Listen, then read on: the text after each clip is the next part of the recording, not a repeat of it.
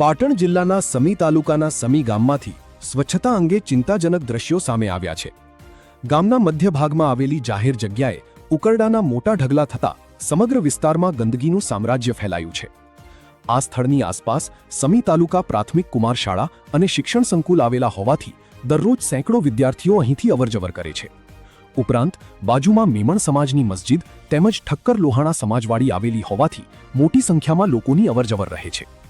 સ્થાનિકોના જણાવ્યા અનુસાર કચરો, ગંદુ પાણી અને દુર્ગંધના કારણે લોકોને પસાર થવામાં ભારે મુશ્કેલી પડી રહી છે। ખાસ કરીને બાળકોના આરોગ્ય પર તેની ગંભીર અસર પડી શકે તેવી ભીતિ વ્યક્ત કરવામાં આવી રહી છે। આ સ્થળની બાજુમાં આવેલી જૂની ટ્રેઝરી પણ જર્જરિત હાલતમાં હોવાથી અકસ્માતનો પણ ભય રહેલો છે। સ્થાનિક આગેવાનો અને ગ્રામજનોએ તંત્ર સમક્ષ તાત્કાલિક સફાઈ કરાવવા તેમજ ભવિષ્યમાં કાયમી સ્વચ્છતાની યોગ્ય વ્યવસ્થા કરવામાં માંગ કરી છે।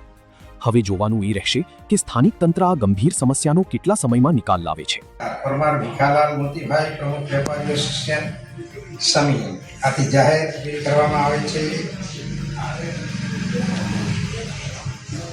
સમી ગામના નાગરિકોને, ખાસ કરીને વેપારી મિત્રોને વિનંતી કરવામાં આવે છે કે સમી ગામમાં અત્યારે હાલ જે ગંદકી ફેલાઈ રહી છે તે ગંદકીને દૂર કરવા માટે આપણે સૌ સક્રિય ભૂમિકામાં રહીએ। રાજ્ય સરકાર દ્વારા આપવામાં આવેલ કચરા પેટીમાં કચરો નાખીએ, તેમજ ભીનો અને સૂકો કચરો અલગ રાખીને તેને જાહેર રસ્તા પર ન ફેંકતા યોગ્ય જગ્યાએ તેનો નિકાલ કરવામાં આવે તે રીતનું ધ્યાન રાખીને સ્વચ્છતા અભિયાનને આપણે સફળ બનાવીએ।